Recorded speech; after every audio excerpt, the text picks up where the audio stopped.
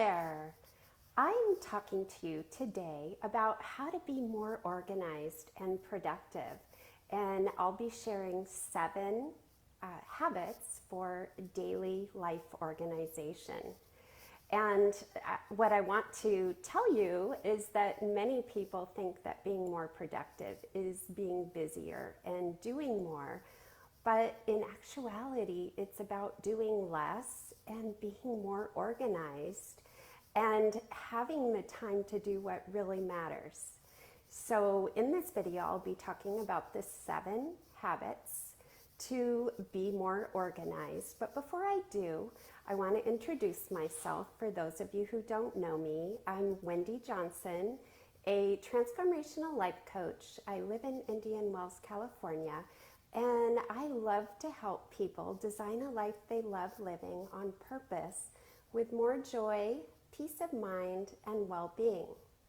So back to the topic, 7 tips to help you be more productive and organized. And the first one is give yourself space to get organized. You need to have room in your calendar on a daily basis, weekly, and monthly to go through what your tasks are for the day and a review at the end of the day for what went right, what you learned, and what you could do better, and what you plan to do tomorrow so you're ready for the next day. And then you have a weekly review and you have a monthly review. And I teach those with my students, but I will go into further depth with you in later videos. Number 2 is to keep balance of a yin and yang. And yin is a feminine energy and yang is a masculine energy, and you want to balance those two throughout the day to be more productive. So a yin is a feminine energy that's more reflective.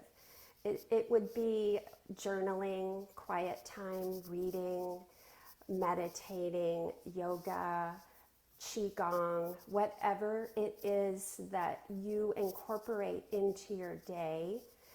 And it's offsetting the high intense, stressful, highly active, high energy tasks. And you want to balance those two. And you'll definitely know if you're not enjoying your life as much as you would love, it's probably because you don't give yourself enough of that downtime and reflective time. So just noticing each day how you're feeling and what activities you actually do in your day and how you break it up into different types of tasks so that you're not always reaching burnout and exhausting yourself. And number 3 is to keep things out of your head. And that would be a brain dump where you're always writing things down. You're going to feel a lot better not forgetting something or having to try to remember it. So always carrying a notebook around, or I use the notes app on my phone, and I'm always taking notes. And I have a notebook here that I just keep a daily log of everything I'm thinking, what I'm doing, who I've talked to, so I have a reference for each day. So whatever works for you, there's no right way. And number 4 is to build a system you trust. And that system can be digital, it can be a physical paper. So it could be a digital system like Trello, Asana, Doist, or it could be a daily planner. It could be your Google Calendar or your iCal. It could be a notebook, a journal where you're writing everything down. But it needs to have, you need to have that system to be organized. And you can play around with that and try different things. I am attempting to this year to give up my paper planner. I've always done both, and I do write a lot. So I'm still writing out my goals, my projects, my annual reviews. I write all that out, but not the daily stuff is all being, it's all going into the computer now. And it just takes a little bit of practice to switch systems if you had been using another system for many years. And number 5 is to batch similar tasks. And I can't tell you how important this is. Avoiding the context switching of, you lose effectiveness and you lose time, and it takes so many, I don't have the exact minutes, but there are so many scientific studies to going from one task to another and how long it takes you to refocus. And you will stay in the flow if you batch everything. You batch all your emails. So say, for example, I check my emails at the end, at a little bit in the morning, before lunch, but then I don't go through all my emails to clear them out until the end of the day, usually 4:30 to 5:30. Or only a half an hour, whatever it is. Maybe you need to do it several times a day, but it's batching your emails, clearing them out. It's running all your errands together. It's making all your calls at one time, or scheduling or conducting meetings, or going live where you do all one type of task one day, and then on another day, you have a whole other set of tasks, so that every day is built differently, and you schedule those activities in your calendar. And I spend a minimum of 2 hours, sometimes 4 hours, being focused on one task and getting it done.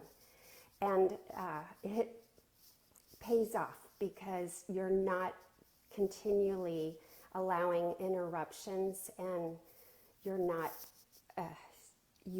I sometimes will put the phone in the other room, but most likely I'm in airplane mode right now, and I have a timer, and I time myself, and then I take a break, and then I go right back at it, and it gets you really focused and in the zone. And number 6 is to do the most important task first, and a lot of times that's the most difficult one. So you're opting to do what matters and what would be most impactful versus what's comfortable and what's easy. And it's best to just do that at the beginning of the day. I talked about that quite a bit in the procrastination videos I made for you last month. And that is to do that most important task that is really gonna propel you forward. It's that big goal, that big stretch goal. Do that first. If it's writing a book and you have 30 minutes to an hour to write, do that first, as an example.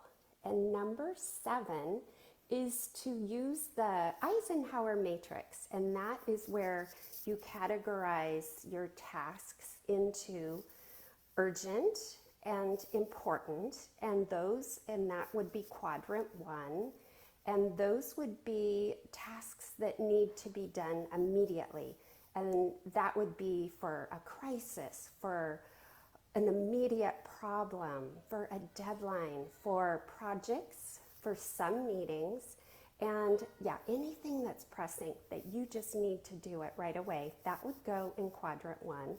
Quadrant 2 is non-urgent important, and those are all the things that require you to schedule time. And that would be your life planning, your goal setting, your project planning, prevention, preparation, relationship building, anything that you need to schedule, but it is important, it's just not urgent.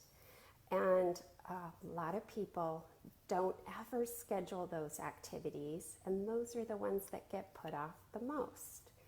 And the quadrant 3 is urgent and not important. And those are tasks that you would want to delegate or you would want to automate. And as an entrepreneur, I have so many of those tasks, and I'm really learning what I can get rid of and let go of and have a team or a VA assistant take on those tasks. And that is what I'm doing for this year.